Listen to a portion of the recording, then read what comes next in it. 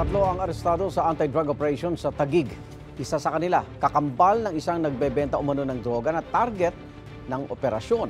Ang paliwanag niya sa unang balita ni Bam Alegre Exclusive.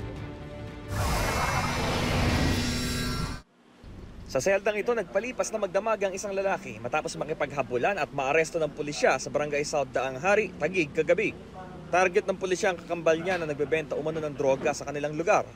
Pero nakatakas ang kapatid niya at siya ang nahuli ng pulisya. Nakuha sa kanya ang 1 gramo ng hinihinalang shabu na aniya ay pansariling gamit niya at hindi raw siya nagtutulak. Ayon sa pulisya na tumanggi sa panayam dahil may follow-up operations pa, ang naarestong lalaki ang inuutusang runner umano ng kakambal niya. Hindi naman itinanggi ng suspect ang paratang. Nakikiporsyento na po sa kakambal ko.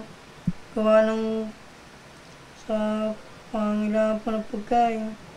Kaya po nagawa yung mga bagay. Sa totoo lang, sir, may trabaho po ako, nag-aabal po ako. Bali yung motor po na ginagamit ko, galing po yun sa panganay namin.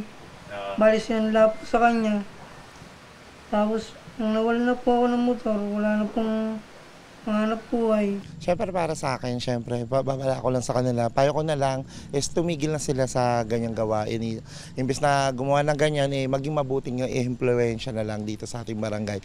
Sa hiwalay na drug operation sa Taguig pa rin, 2 personalidad ang arestado sa barangay Tuktukan. Humigit kumulang 75 grams ang nakumpiska sa dalawa. May street value na kalahating ₱1,000,000 ang mga droga.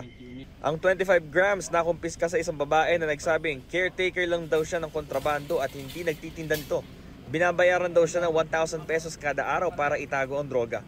50 grams naman na nakuha sa isang lalaki na nagbebenta raw ng droga para sa kaanak na may sakit. Hindi nagbigay ng pahayag ang dalawa. Hindi rin nagpaunlak ng panayam ang pulisya, tinutuntun pa raw nila ang pinagmulan ng droga. Ito ang unang balita mula Taguig, Bam Alegre para sa GMA Integrated News. Igan, mauna ka sa mga balita, mag-subscribe na sa GMA Integrated News sa YouTube para sa iba't ibang ulat sa ating bansa.